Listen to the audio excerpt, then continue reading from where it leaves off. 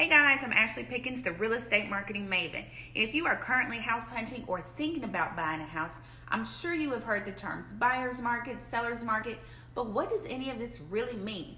Keep watching and I'm going to give you all the details. Okay, so let's talk about a seller's market. Do you remember back in school when they talked about supply and demand is what drove the price up and made the price? Okay, I get it. We're not trying to go all the way back to school. So here is the short, simple, sweet truth about a seller's market.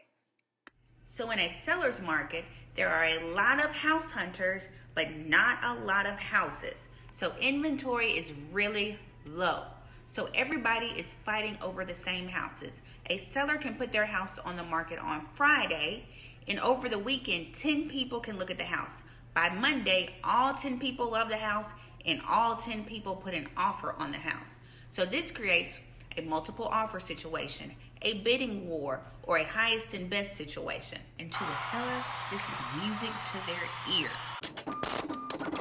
So if you are a house hunter and you find yourself in a seller's market, you might need to be prepared to pay your closing costs, and you might not get a home warranty. And don't ask for a lot of repairs. But make sure you go look at houses as soon as they hit the market, because they will go so quickly. Now let's talk buyer's market.